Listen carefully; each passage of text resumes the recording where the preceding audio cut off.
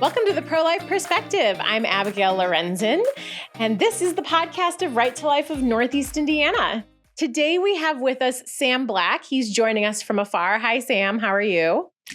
It's great to be here. Not too far from Indiana. Oh, next time we'll have to have you Up drive in Michigan, right? Yes. Yeah. Yep. And Sam, I met Sam probably years ago now at a conference, and he was presenting on this book that we're going to talk about a little bit.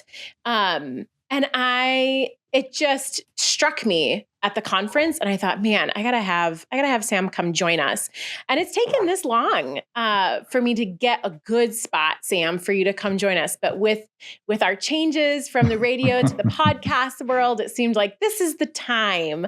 So Sam's book that he has is called The Healing Church. And I'll give him a chance to talk about it here in a minute, because I think everybody should go read it, of course. Why else would I have him on unless I thought you should go read it?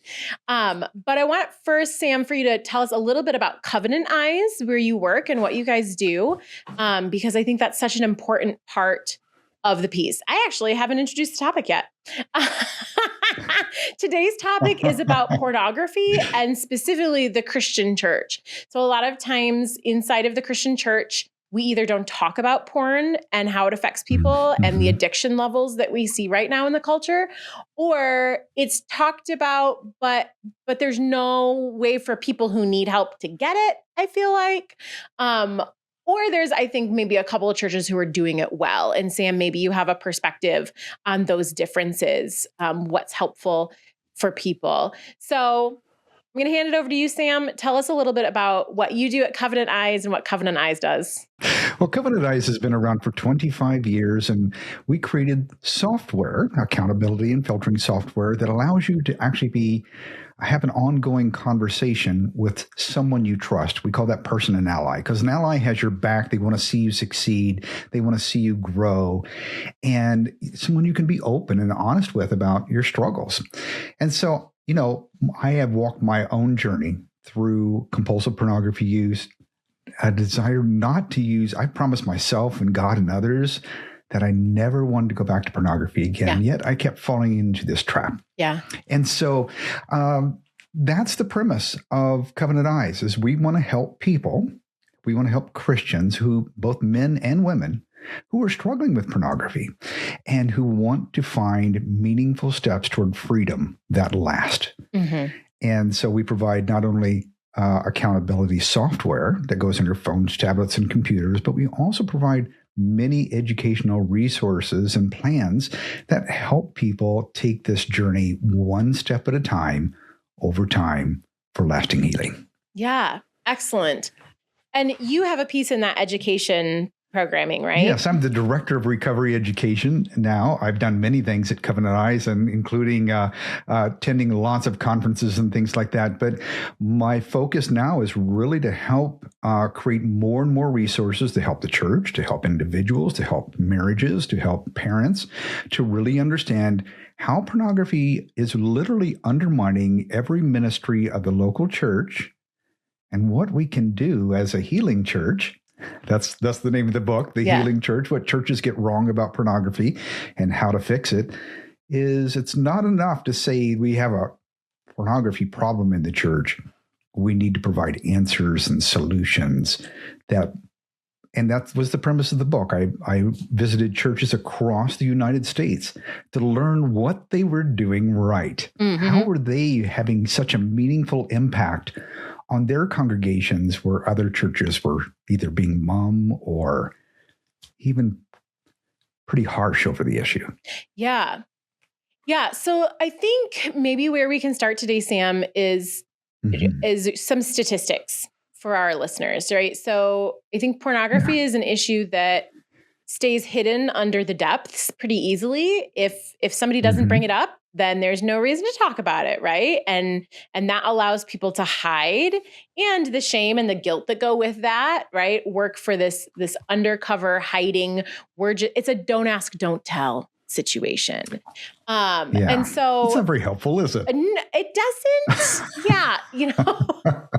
It makes it really hard to Let's not talk about problems. And if we don't talk about our problems, they'll just simply go away. Right. Which doesn't actually happen. Really I've heard people about the pornography issue talk about, they've said, well, if somebody has a problem with porn, then they should just fix it. And then they don't have to tell anybody because it's fixed. And I'm right? like, well, they should do that. They should just try harder. That it works. Yeah, just pray harder. I don't think that works that way. And like that annihilates the whole point of the Christian community, right? The point of community God's plan is the church. Is to help each other heal. God's plan A. Yeah, and he exactly. created us for community. Right.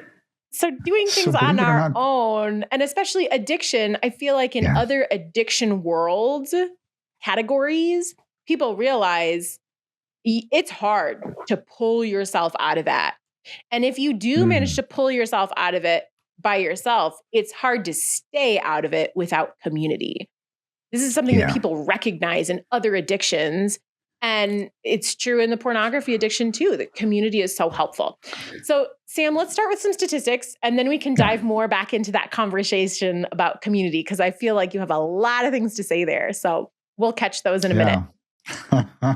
Well, first, I want to say that pornography is a setup. Compulsive pornography use is typically a setup. It's probably one of Satan's most powerful tools against the church today. And you go, Sam, all right, you're really stretching here. I mean, I believe it. I'm a believer, Sam. Preach.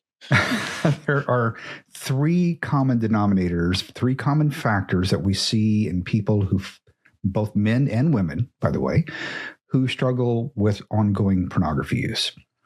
And if we break that down, about a third of men in the church are saying they use pornography multiple times a week, or at least weekly to daily within that sphere. That's not normal. That's a compulsive behavior with pornography. About 14% of women. So what is going on here? Meanwhile, about a third of women overall and about 70% of men in the church say they have this ongoing sort of temptation or occasional viewing of pornography. So there's an allure for sure, but the compulsive use, well, that's different. Let's dive into that a little bit. So the three common factors. I said there are three common factors. It's the early exposure to pornography as a child, the ongoing use and repetition with pornography that often happens in adolescence, and typically some trauma or pain that's happened. And we'll talk more about that. Yeah. And these sound like, as I'm listening and thinking about other addiction issues, some of those are easily translatable too. Like I've heard some of those before. So I think that's interesting. It's very interesting. In fact, if pornography and food addictions have a lot in common. Yeah. And for instance, we need to eat, and we are sexual beings. Right. God created us that way. It's one of our systems. So these are issues that need to be tempered and addressed and pulled into alignment. And so they are also among the most difficult addictions to address in one's life, because both of them induce shame. Both of them want to hide. And so and you can get rid of alcohol and you can get rid of drugs, but again, you still need to eat, and we're made by God to be sexual beings. So it's often a journey. We'd like a quick fix. We'd like to turn off the switch and just make those things go away, but that's not how it works. So early exposure, ongoing use and repetition, trauma and pain. All right. I was 10 years old when I walked out of my home in Florida, and my oldest brother, or not my oldest, but one of my brothers who is 10 years older than me, was leaning against his car, and he and his friend were looking at a magazine sideways. And that doesn't make any sense. How can you read sideways? And I said, "What are you guys looking at?" And they turned it around. And because every child is naturally curious, I didn't step away or hide my eyes. I stepped forward. Mm-hmm. Now, I didn't even understand the basic mechanics of sex. So we never had that conversation with my parents. I've never had any training in that way. And so I felt things in my body that I didn't know why I was feeling these things in my body. Yeah. But those were natural things that happened. Right. And there was a natural curiosity. Now, I just told you a story about the first time that I saw pornography, and it was 2D. It was not the video and endless offerings online today. Yeah, huge libraries. Right. It was so, and yet I can tell you I told you a whole story about that experience, even though I can't tell you anything else about that day. Mm-hmm. And I find that most men and women who saw pornography at an early age often can have that memory burned to their brain, even though they can't remember anything else about that day. Right. The recall is crystal clear. Right. So dopamine fires off, and as it focuses your attention when those sexual cues are picked up, or when something interesting, something not seen before is picked up, and it plays a role in memory. So pornography is a hyperstimulus. Mm-hmm. It's not what you typically see, especially today's pornography, which is often violent and debasing and et cetera, very hardcore. That's the common thing that we see online today. And so dopamine fires off, focuses the attention to the point of tunnel vision. And in God's design, that's beautiful in marriage. Right. You're focused on your spouse. The rest of the world disappears. Right. But the same thing is happening with this artificial stimulus, this super stimulus that even focuses more attention. Now, if I felt some fear of getting caught or something else happening, then norepinephrine, which is associated with fight or flight, also helps burn that memory into my brain. Mm. Now for recall, my brain has got this spritz of dopamine and then hormones that feel good. And even if I don't understand what those are, that begins to a memory that recalls, hey, that felt good. Remember that for the future. Yeah. Natural instinct. Yeah. Okay. By the way, all this is God's design. So when we're talking about neurology or what have you, it is how God created us. And this is, I think, how a lot of these things happen and how the devil works a lot is he takes the design and then he twists it or he warps it, or, he gives you the lie that's mostly truth with a twist. And so it is hard to begin to separate and weed through, okay, what is good design and what is the warping? What is this supposed to do? How does it actually serve us? But now how is it being perverted? That word perverted is, I think, a really descriptive one, right? The things are just being twisted and warped slightly. Yeah, it is. I like to say that pornography is not sex. It's a hijacking of what God created. Yeah. Now, every child today, most children today, about 90% of boys, 63% of girls are going to encounter pornography. So it's not if, but when. And can you help prepare your child for the day that they will see pornography? Mm-hmm. And we can. One of the things about, we saw the marshmallow test back in the 70s where a child would be, and this has been repeated over and over again, right? And so the child is presented with a marshmallow, and if you wait, then you can get more marshmallows. But often the child would scoop up the marshmallow and eat it right away, right? Well, what they found really, and people have thought, oh, well, that test shows that there's just children have so much impulse that they can't control, and it's true. They have a highly developed feeling brain, the prefrontal cortex doesn't fully develop into the late 20s. Yeah. All right. But if we equip our kids and we have conversations, we help take away the curiosity about those things, and we prepare them for the day that they see pornography so they know what to do. Mm-hmm. Now, I highly recommend a series of books called Good Pictures, Bad Pictures. We have one those. That's a junior.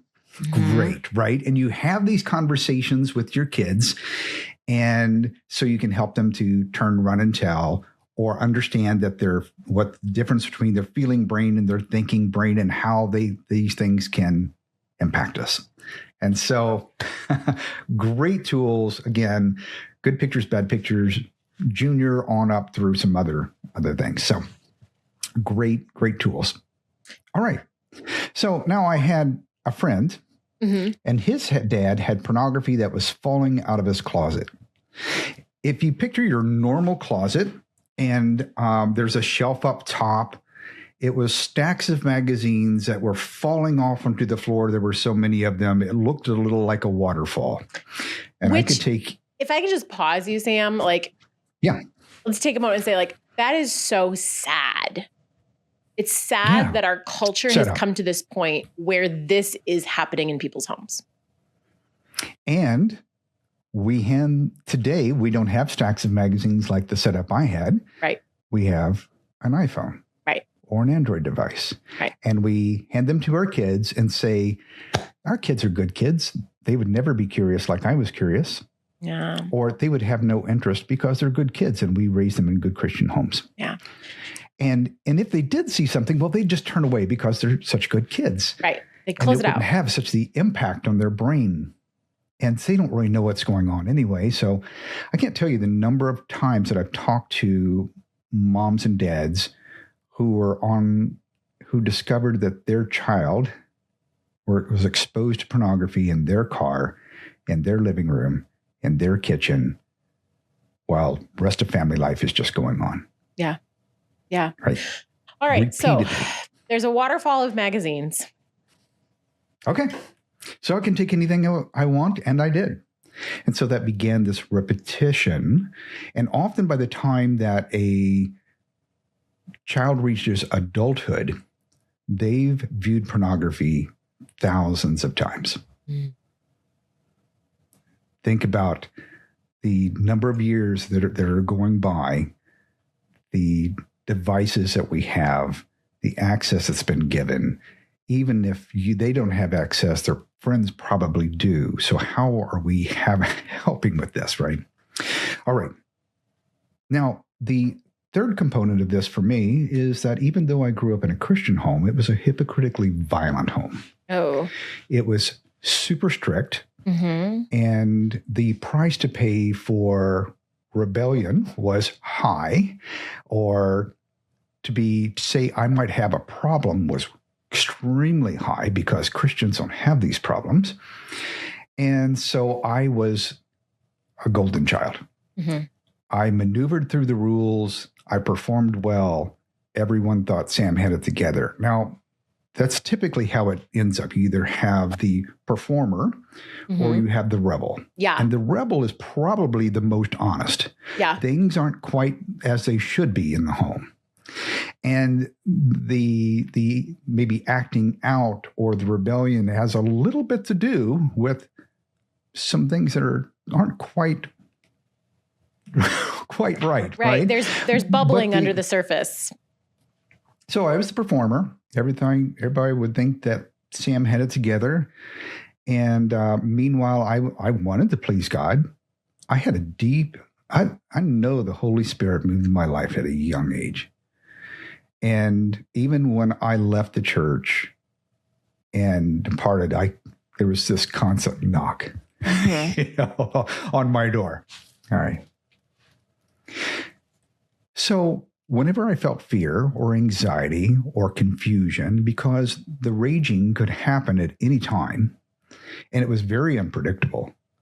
So maneuvering through that was cognitively thinking about it all the time, as well as, okay, are we okay? Am I reading the room right? Is this going to be all right today? I could find escape through pornography. Now, I didn't realize I was escaping with pornography, but it became the secret salve that I used for my escapes. All right. So now we have a brain that has learned over time to self-soothe with something like pornography or food or shopping or you name it. You can enter that substance that you choose, the drug of your choice, and that's how compulsive and addictive behaviors take root. Mm-hmm. It literally changes the brain, where it creates neural pathways that crave it. And I call this the porn rut. Yeah. The brain becomes one. There's 4 parts to the porn rut. And the number one is the brain becomes very sensitive to cues or triggers that lead to pornography use. Okay, like what? And because that route has been taking, yeah. Like what? What are some of those cues? Okay. Well, next, number 2 is trigger. So we'll hit that. But the first one is the sensitivity to it, right? Okay. The first part is I'm just very sensitive to it. It's become part of my life. Whenever I feel bored, stressed, angry, triggers. What are the cues? Lust. I didn't mention lust there, did I? I mentioned hungry, angry, lonely, tired, frustrated, bored, irritable, lack of feelings of self-worth. And yeah, certainly you see something that looks sexually attractive or interesting. Yes. Can that pull them too? Yes. But often the biggest things that are triggering are how we feel, because how we feel leads to what we're thinking, leads to what we're doing, or thinking of doing. Mm-hmm. So often men and women say to themselves, I'm done with this. I feel I've acted out with pornography and I feel such shame. And it's a debilitating shame. This is what I call self-hatred at my expense. Because you don't really actually address the issue. You just feel bad that you will never measure up to what God has for you. That even the things that you say that you want, in Galatians 6, it talks about doing the things you want. I think it's Galatians 6, one of those two. Anyway, and that's really what we want. We want to do what we want to do, but for some reason we get drawn in the other way, right? Paul talks about this in other places too. The things I do, I don't do, and the things I don't want to do, I do. Right. Woe is me. So what do we need? We need a safe place where we can really dive more deeply into the issue of pornography with a safe process. Because a safe place doesn't necessarily mean that we're going to find the answers. We also need the process. Yeah. But in the church, we've often had a very difficult time doing this. Think about this. James 5:16, confess your sins to one another and pray for one another that you might be healed. The power of a righteous person is powerful, right? That's what it says. Man, how are we practicing that in our daily lives? How about our weekly lives? How about our monthly lives? When, as someone listening to this right now, do you have someone that truly knows you? Are you fully known and yet fully loved? Well, that's what we at Covenant Eyes would call an ally. That ally can listen to you and you can confess your sins. You can talk about the things that you're struggling with, what you're feeling, what you're thinking, what you're doing, or what you're thinking of doing, and have meaningful conversations that really dig into the roots of why am I struggling with pornography and what's my guide to getting out. Now, that's the cool thing about Covenant Eyes is we provide a ton of resources. If you download the Victory app, it's free, by the way. Just go to your iPhone store, and there's or Android. There's also a web version of the app as well. And the Victory app by Covenant Eyes provides more than 50 courses about how did I get here? Why do I seem to stay stuck? And how can I take meaningful steps toward freedom? Now, there's audio on there because a lot of people don't like to read. And so you can listen to it as you're driving down the road or you're working out or what, it's your new what podcast. Have you. Right? And so we need both the safe place and the safe process. Okay, so we talked about James 5:16, confess your sins to one another, pray for one another that you may be healed. And we have a really hard time doing that in the church because on on one side, I see the church on the spectrum of safety. And on one side, it's really safe, super safe. We all have problems, Abigail, you don't even have to talk about it. We know that God loves you. It's all good. Mm-hmm. And so you never find healing because you never really get to talk about what's really impactful. And you don't have a process that leads you to somewhere. Yeah. On the other side, we have lots of rules. This is how it's done. And in this space, it's not safe to talk about real issues that we have in life. It's not safe to talk about Christians who have sin in their life. Yeah. And so what we need to be is somewhere in the middle where you can come as you are, but we love you too much to leave you stuck where you are. Yes. Yeah. And so in that kind of safe environment, you can be open and honest and real and dive more deeply and have conversations that we're not used to having in the church. The cool thing is, when I wrote the book, I traveled across the country to find churches that were having these kinds of conversations and creating these kinds of processes that allowed it easy for people to step in to lasting freedom. Yeah. So, okay, a couple of things here, Sam. First of all, when you're talking about an ally, I think it's easy to think, okay, well, the person who knows me best would be my spouse. And in theory, I should be able to tell my spouse anything.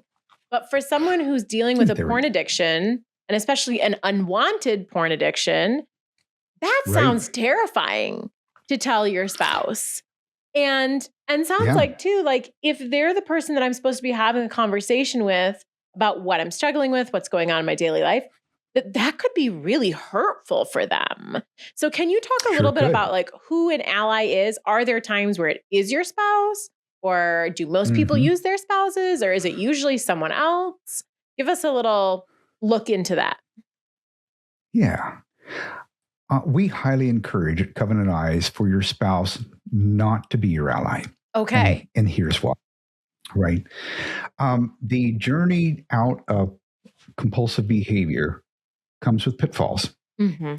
I don't think I've ever met someone who simply said, now, I think I've heard a few rare cases that somebody said this maybe, but it is extremely rare that someone doesn't have a relapse or a fall or a slip. And that for the spouse can be very impactful. Yeah. Now, she should know about those things, or he should know about those things. The spouse should know. But they need to then explore what happened in that slip. What happened before then? The addict needs to explore it. Yeah, that's right. And so an ally is a little disconnected from the deep emotional relationship. Okay. They have a little more objectivity. They can have some more empathy, and empathy is really needed in this journey. That, okay, you are loved despite your failure. You are worthy even when you slip. But that's not the identity you want. You want an identity that lives in wholeness and freedom. Mm-hmm. And I believe in that for you. And we're going to get back on this track and we're going to move forward. It's not simply, oh, that's okay, don't worry about it. That's not a good ally. That's wimp. That's being a wimp. And what we want to do is dive deeper into it and guide forward. And so that's one of the reasons we provide a number of ally courses within the Victory app as well to help an ally understand, okay, what's some of the questions I need to be asking? How can I be a good ally? And then the ally can also can view and listen to the courses that are in the app as well that really help them understand, oh, this is how people get stuck in the first place and why these triggers happen. And okay, what are we going to do? And now I have a better understanding. And maybe we want to recruit some professional help because there's some things that's been unresolved that you've never dealt with. Yeah. And just by us talking about it has uncovered some of these things. So let's recruit a professional in this as well. Let's see a counselor. And I highly recommend. There's a couple of organizations. One is called ITAP, and they certify clinical sex addiction therapists or pastoral sex addiction professionals. Oh, interesting. Another is the Christian Sex Addiction Specialist International, which does the same kind of very similar certifications, which I've gone through. Let's go back to the spouse. So now the spouse, let's say that my wife and I had this huge argument, or I'm feeling rejected, I'm feeling all these things, and I wasn't paying attention to these emotions and feelings, and I did act out. And now the issue I get to talk to with my ally is I didn't handle my relationship with my spouse in the right way. These are the ways that have been I've been feeling. Whether they're right, whether they're wrong, doesn't need to lead to pornography use, right? One of the most common things that happen too is spouses will try to fix the other spouse with sex, but sex isn't the problem. In many recovery journeys, there is, by counselors and other therapists, we'll talk about a period of abstinence, whether that's 30 days or 60 days or even 90 days of no masturbation and no sex, period. And so it is an opportunity to, one, redo a brain reset. It typically takes about 14 days for the neurochemistry of the brain to reset. So why are we going for 30? It takes about 30 days to really think, I think I can live without this issue of pornography. I think I'm beginning to gain some confidence. But somewhere in that 60 to 90 days, we begin as a spouse to learn what genuine intimacy is. Because often sex has been intimacy rather than sex being a form of intimacy. And so we can learn to hold hands and go for a walk and have a conversation and enter into a journey that allows deeper growth as well as healing. Fascinating. I love the neurochemistry stuff. I think that's so interesting. So yeah, this is, Sam, something that I've heard a fair amount is this idea that like the porn addiction is somehow also the spouse's problem. And the abstinence period is sort of the opposite of what I think people tend to give as advice, right? They're like, oh, well, if you just give more physical intimacy, more sex, then they wouldn't have to pursue pornography. So can you debunk that for us? Yes. And this is true of both spouses, but I think this is especially true for men, is that pornography use is not her fault or not his fault. He was using pornography before they met. He was using pornography while they were dating. He was using pornography when they got engaged. He was using pornography when they got married, and he uses pornography when she says yes, and he uses pornography when she says no. Let's go back to the porn rut. We were talking about that earlier. I think that this will help fill in some gaps. Okay. One, we talked about sensitivity. Number two, the triggers: hungry, angry, lonely, tired, stressed, etc. Number three is a desensitization. What dopamine levels what used to excite is no longer enough. And so people become desensitized, and so they escalate. And that might include more pornography or higher expectations or more variety. And so people often go places that they said they would never go, do things he never thought they would do, watch things he never thought they would watch, or etc. Pay a price that they never wanted to pay, right? Yeah, because they're going for the same reaction feeling that they used to get. Yeah. But now they've been desensitized, right? So it's just not as exciting anymore. And part of this is the neurology of the brain, where the you have those neural connections, right? And this one is throwing off some dopamine, and this side is collecting it. It's playing catch. Okay. And this one says, hey, I've seen this kind of pornography or this kind of thing before, and that's not as so interesting. So I'm going to send less. And over here it says, yeah, I've seen that before too. Not so interesting. I'm going to close up a little bit, fewer receptors to receive. Okay. And so to get the same high, to chase the high, they escalate, they increase either more or more variety, etc. Now, the beautiful thing in marriage is there's all kinds of variety in the sound of a voice, the feeling of a touch, the communication that's happening. Because it's real life. It's real life, right? It's not just visually impactful. It's all the senses are involved. And so God's design show, in study after study after study, it shows that God's design is the best. That pornography viewers are less sexually satisfied than people in long-term monogamous relationships. Yeah. Shown over and over again. Now, final part of this is of the porn rut is this compulsivity. Because this has happened so much, the prefrontal cortex has begun to say, when I see these things, I just immediately act. I'm naturally going to go into this cycle of using pornography.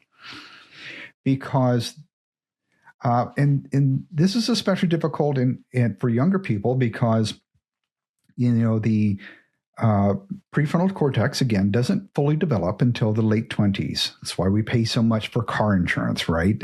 There's for our teens, et cetera, because they love the thrill. They love, the excitement of it because the feeling part of the brain is very active, but the prefrontal cortex and thinking part of the brain is less so, or less developed. So we need to reclaim this thinking part of the brain that regulates the emotional sides of the brain. And how can we learn to sit with our feelings or emotions, or maybe feelings of rejection or self-doubt or boredom, or you name it? How can we learn to self-regulate rather than dysregulate, or choose things that almost work? Whether it's food or shopping or distractions or burying yourself in Netflix for hours or pornography or what have you. So as we think about in the marriage relationship, we'll go back to that. Mm-hmm. This is a journey because this brain and body and mind and spirit have become dysregulated. They have become, in essence, dysfunctional. And so we need to renew the mind, as the Bible teaches us, that God designed us for renewal. We don't have to be stuck this way. We don't have to live this way, but we have to be committed, and we need a guide, and we need some support. Because I built my cage brick by brick, bar by bar, and threw away the key. And when I locked the door. And by the way, nobody keeps the key. And so I needed some other men in my life that could come along and say, we're going to help you unlock the door. We found the key. We know where the key is. And we're going to open it up. And if you'd follow in these steps, then you can live in freedom. Now, I was very fortunate. I had attended a small church to this day, same church. And my wife had been taking our babies to that church. And they were doing a marriage series. Okay. And she says, hey, I really think our marriage could benefit from this. And I was like, if you want me to go to this, I'll go. I love you. I'll go to this marriage thing. And these people were weirdos. They were just straight up strange, because the facilitators of that classroom would close the door and they'd look at the class and they'd say, this is a safe place. What is said here stays here. And people were raw and honest about the things they thought and said and did in their marriage that we're destructive or we're impactful, we're not helpful, and they were being honest because they wanted greater growth in their marriage. Yeah, they wanted the healing. Right, they wanted healing for themselves and help better communicate with their spouse and all these kinds of things, right? And what I didn't know was a lot of these people in this class had been through the 12 steps. Former drug addicts, alcoholics, sex addiction, etc. In a small town, by the way, where I think we have more deer than people. And, and in that environment, I learned that pornography could be addictive. And that was, for me, a great relief. That meant evolution didn't make me this way from a secular point of view. And God didn't make me this way from a spiritual point of view. And I didn't have to stay this way. And by trusting in some men that helped me walk, I began taking a journey of understanding and growth and freedom and understanding. How did I get here? Wow, this is why I seem to stay stuck. Okay, here's my next step. Ron, show me where to go. Brian, I remember, we were talking about the ally situation. And I remember I had added my wife as a covenantized ally in there, that, hey, I'm living openly. I'm addressing this issue. And I looked over her shoulder one day, because at that time it came by email versus coming through the Victory app as it does today. And I said, all this activity I have on my devices, don't you ever look at that? She goes, no, that's what I got Brian for. Right. She could release that. She could focus on, I want this relationship with my husband and a healthy marriage and raise our kids and do these things together. And I don't have to fix him. Yeah. God's going to fix him, because I know he's committed. I know he's got partners in his life. I know he's got people that I trust. And that's very impactful. If I had simply gone and said, hey, I'd like Bill to be my ally, or she'd say, who's your ally? And I'd say, oh yeah, Bill. And she goes, Bill, that good old boy? No way. That's not. Now, Brian, he's going to hold you accountable. Right. And so that's impactful. I think the spouse should always have a voice in who that ally is. Interesting. Yeah. Yeah. Because that's the person who's going to essentially have the spouse's back, right? They're keeping you accountable, and that's uncomfortable. I think to be somebody's ally, to be their accountability partner is uncomfortable. You have to say hard things, and you have to be willing to look the person in the face and say, look, you can't keep doing this. But with love, that's a hard place to live. I think it takes commitment from the ally to say, I'm really going to do a good job with this. That's right. And you know what? It doesn't end with just the issue of pornography. When you go into a healing process, you're not just looking at the one problem that was so concerning. God doesn't want us to have this sin in our life, right? But he wants more than just don't do that particular sin. Right. He wants a lot more for us, right? And so we get to, through a safe place and a safe process, we get to dig through the closet, open up the boxes, see what's in there, dig around. Oh, let's discover this. Let's talk about this. And in doing so, we become like David, where he says, search me, O God, and know my heart. See if there is any wrong way in me, and lead me in a way everlasting. Yeah. That's what we want. We're not looking just to get rid of this one specific behavior that's so distressing. We want to live in Christ's wholeness. Yeah, I think this is a really important point, Sam, because I actually attended Celebrate Recovery for a while, like 2 years. And then the one that I was going to closed, and I just didn't find another home. But the openness that you were talking about, the honesty, the acceptance, the love, it was fascinating to me how fast vulnerability binds people in a community together. Right. And friends seems like I guess friends is the right word. It's not the typical way you make friends, but the vulnerability, the honesty, and the willingness to love each other out of that place binds you together really quickly and really deeply. Right. And it is beautiful. And I remember thinking to myself, this is what the church is supposed to be. This is what the church is supposed to be. This is it. That's right. That's Every right. church should have a Celebrate Recovery group because this is what it's supposed to be. This is the community where you can come and you can say what's going on and people nod. They get it. They've been there. You're not the only person who's ever been through this. Nothing is surprising to them. Right. They've heard it all before. It may be sad. It's tragic. Yeah. We don't want you to go through this, but we're not surprised. You can't shock us with what's going on in your life. And it's so refreshing to experience that. Yes. Celebrate Recovery, Regeneration Recovery, 2 programs that are widely available in the church today. Celebrate Recovery is the most. Regeneration Recovery is a little newer, but same kind of principles. Was born out of Celebrate Recovery. Both great programs. Samsonsociety.com is a place where men where they can find authentic community. And maybe I don't have a church near me that provides Celebrate Recovery or Regeneration Recovery. Go to samsonsociety.com. You can join an online group. You go through a newcomers meeting. So you get oriented to know what is this all going to be like? You're not just dumped in there. And then once you get accepted, and then you get to enter, very safe groups.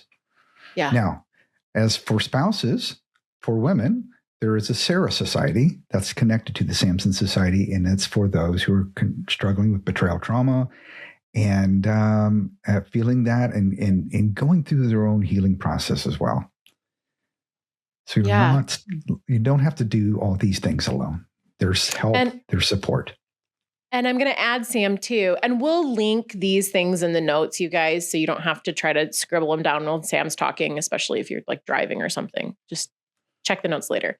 But you just mentioned a resource for men who are dealing with the addiction and then their wives who are dealing with betrayal trauma. But there's a fair amount of the flip situation happening too, where women have the addiction. That's right. And the men are the one experiencing the betrayal trauma. So what's it now, Sam? It just escaped my mind. It's Crystal Renaud Day. Crystal Renaud Day.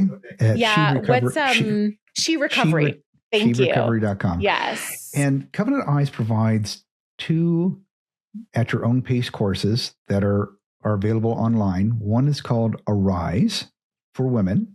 You can find these under our resources on the covenanteyes.com website under resources. Arise is for women. It's a 21-day journey, biblical journey that helps them understand, hey, how did I get here? Why am I staying stuck? How can I find freedom?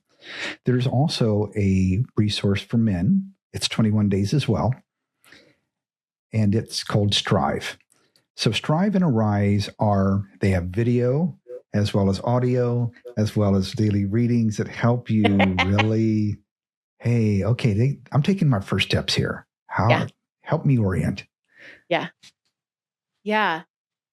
I wanted to touch back too on something you said, Sam, about the goal is not just to stop watching porn or stop masturbating. Like those are good goals because those things harm us and they harm the people in our lives. That's not how God designed us to work. But that's not where it stops, right? So there's a term in the alcoholics world that's a dry drunk, right? You can have an alcoholic who stops drinking, but that doesn't mean they're not an alcoholic anymore. They're just a dry drunk. They're not drinking right now, but at any moment in time, if a big enough trigger hits, and if their self-control is low enough at that moment, right, they're essentially white knuckling sobriety. That's right. And this, I feel like we see a lot in the porn recovery world because our churches tend to not be equipped to help people, is we see porn addicts white knuckling their way through abstinence. Yeah. And then when a big enough tidal wave hits them, they buckle and you have this relapse. And if you don't one thing I think Celebrate Recovery does really well is dealing with relapse, right? It was a slip and it happened, and we're going to look at why it happened, and we're going to get back on the road, and we're going to keep walking. And it doesn't have to crash investigation. How did that crash happen? It doesn't have to in the first devastate place? us. We're going to learn from it. But if someone's white knuckling their sobriety, a relapse is terrifying, and it'll sink your ship, because it's all this internal strength, like I'm going to pull myself up by my bootstraps kind of a thing.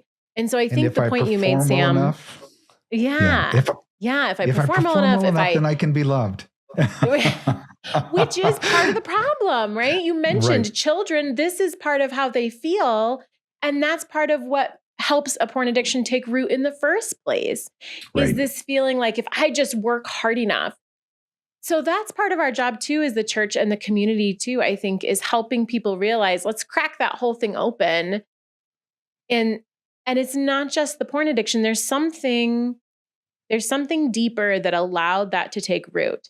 Because if you have an addiction, and this is any addiction, it's serving you in some way.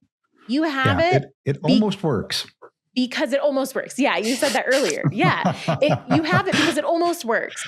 And if you're going to ditch it, then you have to find what actually works. You have to find the real solution. But in order to do that, you have to find the actual problem. And that takes so much more work than just saying, I'm just going to white knuckle it. And there's you say something, man, you're just nailing this. You're just spot on. And I'm grateful for how you're addressing it, because it provides an opportunity that we can have a little kindness toward ourselves, a little empathy. That there are probably some things that got set up early on that have an impact on the way we address food or alcohol or painkillers or right. The list goes on and on and on. And when we, and children are amazing, and teens are amazing at searching for solutions that find an escape. Even if they're very self-destructive. And often they don't look self-destructive at the moment, but become more destructive over time. Yeah. And so what started those? And if we can address some of those issues, I like to call them whacks and lacks. Whacks are things done to us, things that can be hurtful, painful, abusive. Lacks are things we should have received but didn't. Maybe whether that's affirmation or I was speaking to a woman who said, I don't have many memories of my childhood. And as she began to describe it, what was discovered was that her parents were just, hey, go play by yourself, play in your room. There was that lack of being able to attune with their child. And so there was never enough dopamine interactions that were exciting and fun and enjoyable to create the memories that come with things that are exciting and, et cetera. It was, and if you were one of those children who is like, oh, look how great they play by themselves. Yeah. Maybe that's not as healthy as it seems. We give a lot of things that health that aren't that healthy. We're made for community. We're made to be with one another. We need that at a young age. And guess what? You need that today as well. Yeah. And if you haven't received those kinds of things in the past, if you haven't been able to connect with others well, this may seem like a tall climb.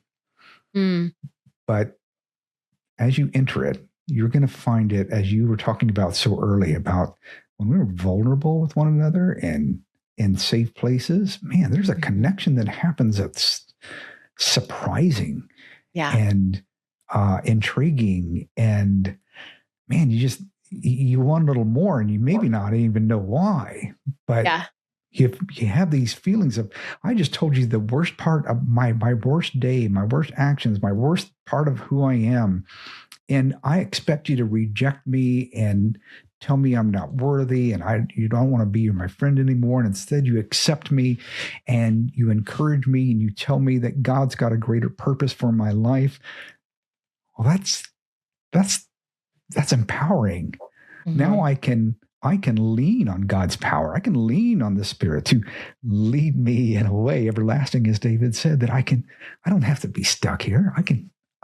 There's more for me. Yeah. Yeah. I think it's interesting too, Sam, that so much of that healing tends to happen in layers, it seems. The old onion metaphor that like you do some healing, you pull back a layer and it's painful at first and you do the healing and you're like, okay, all right, things are getting better. I can see this. Yeah. And then something happens and you realize, oh, we got another layer. there's more work to be done. There's more layers. And I feel like that's such a motto. Like there's more healing to be done.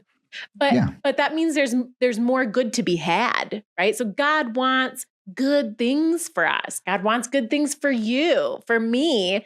And every layer that we work through to heal through and make that whole again, there's good there. Mm-hmm. So it's hard work. What are we allowing God to redeem and God to show us? And are we willing to lean into that?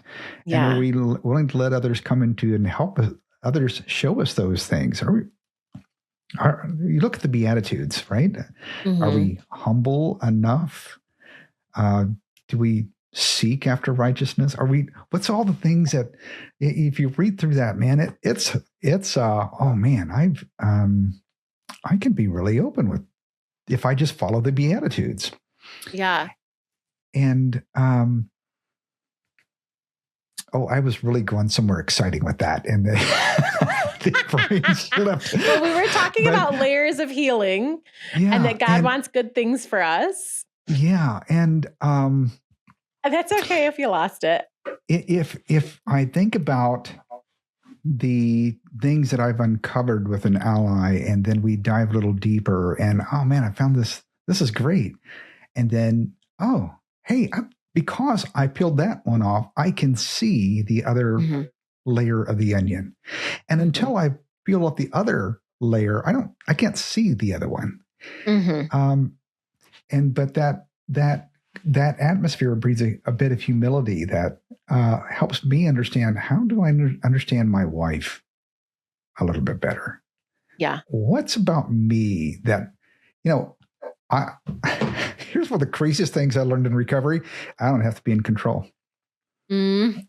Right? Isn't that one of the 12 steps? Isn't that like the first step? I don't have to be in control. And that means I don't have to be right.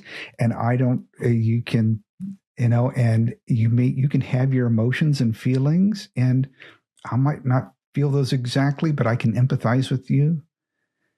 But even if I'm feeling rejected, I can be whole because my identity isn't found in what somebody thought of me at work or in the grocery store line or at church. And now I know where I was going with this, in the church, right? Mm-hmm. In the church, we just talk about this process of growth and change, and that's called sanctification, right? Yeah. Yes. How well are we really doing with the sanctification thing in the church? Yeah. Because often we have very spiritualized aspects of sanctification, but God created us in mind, body, and spirit. Right. So how is God redeeming all of these things? Mm-hmm.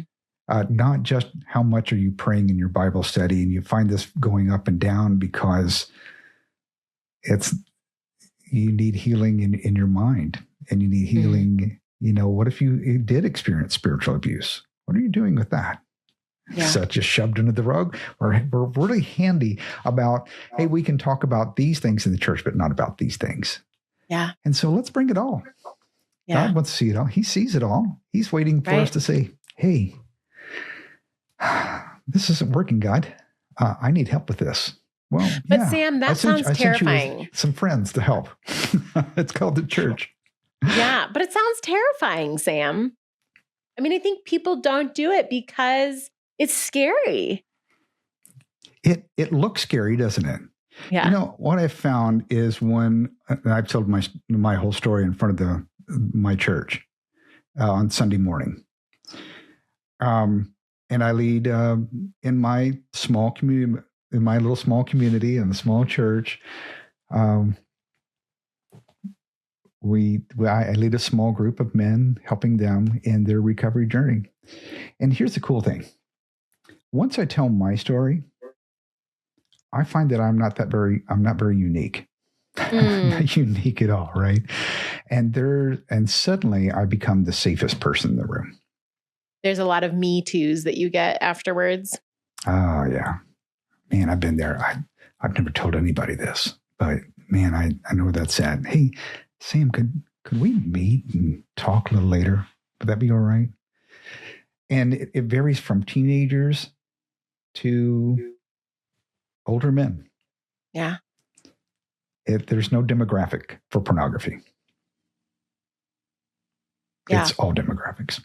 Yeah. At Celebrate Recovery, they call that the gift of going first. The gift of going first. That's right. Yeah. I'm going to give you the gift of going first, that I will go first. And that allows everybody else to say me too.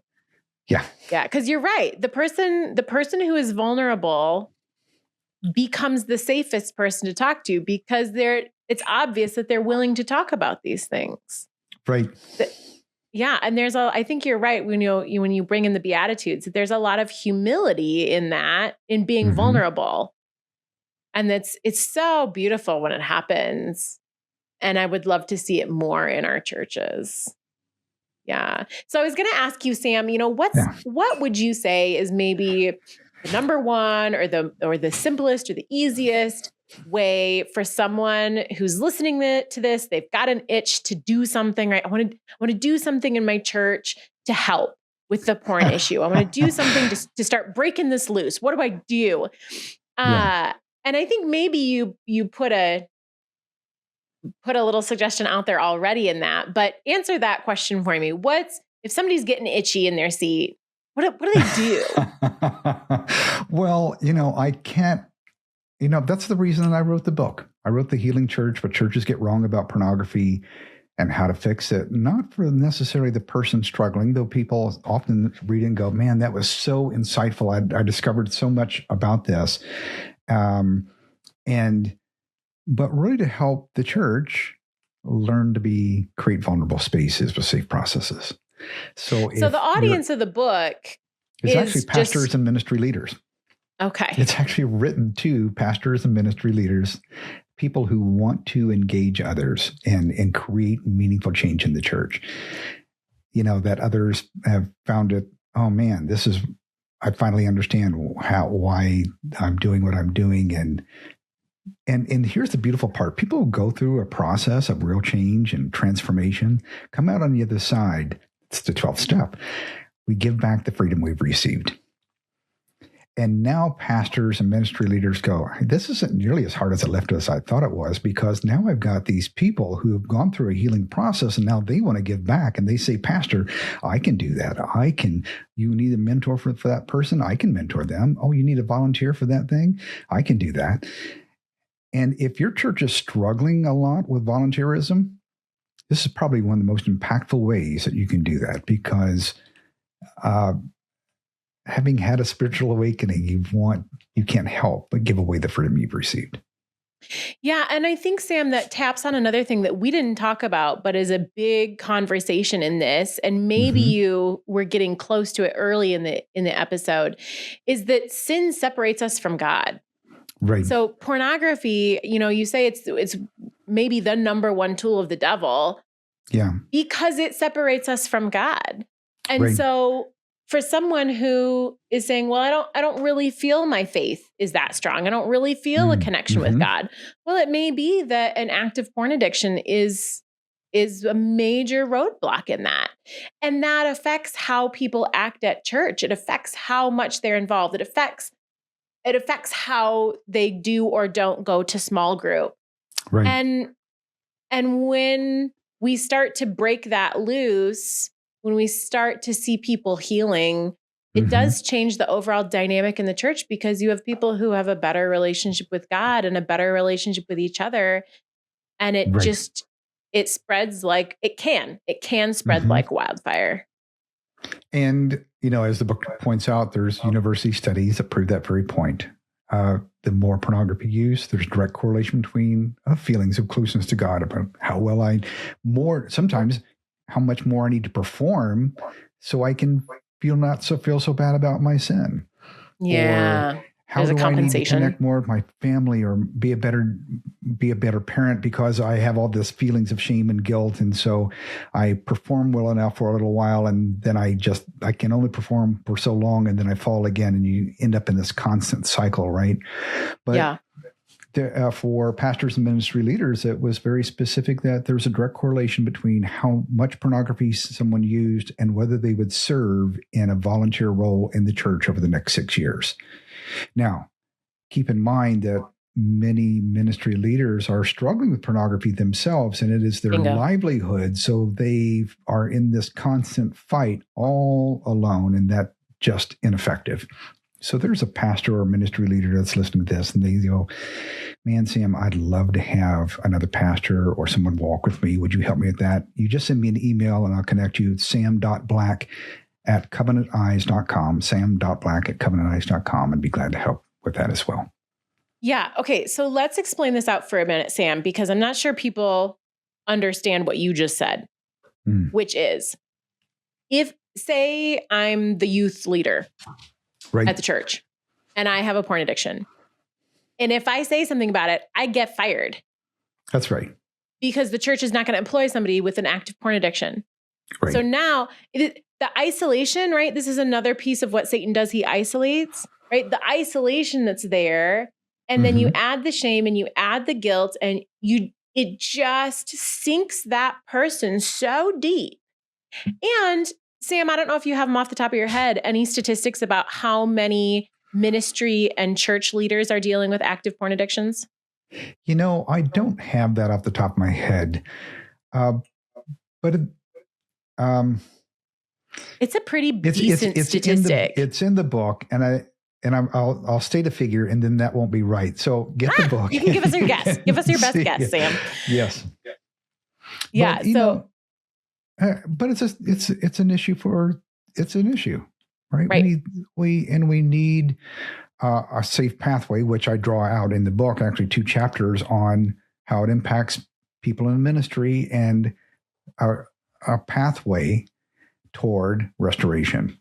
Because too often we just kick our people to the curb, our ministry leaders to the curb, and you're just not qualified anymore, rather than creating a pathway for God to do his healing work. And the people who have come through healing oftentimes are the most qualified. They've done it. They've lived it. They've been through it. Yeah. And the amazing thing, we talked about those who have found freedom, you want to give it back. You take a ministry leader who's learned to be vulnerable and talk through this and really find genuine healing for this issue. And you will find a leader then who has generally found healing will go on fire. Yeah. They're all in, and that's, you keep bringing up Celebrate Recovery, and Celebrate Recovery says, everybody's got something. Yeah. Right. Everybody's got something. And among the most beautiful things is, people have gone through some support, even if it was for something, maybe they just wanted to deal with anger. Maybe they just wanted to deal with depression. Maybe whatever it is, everybody's got something, and going through that healing process is so powerful that it changes perspective and attitudes and behaviors and our connections to others and to Christ. Yeah. Yeah. It is really beautiful to see someone who has come through healing. Yeah. It's incredible. And it's available. Maybe this is where we tie things up, Sam, that the healing is available for everyone. God wants this for you, for us. He wants healing, right? You look at the ministry of Christ, he walked around healing people physically. Mm-hmm. Not just because he only wants our bodies to function the way they should, but he wants that all the way through our whole beings. He wants healing, restored relationships with him and everybody else. And that is such a beautiful thing that we can grab hold of. And it's true for porn addictions. Yes. And it's so beautiful to see the healing after those. It is. Yeah.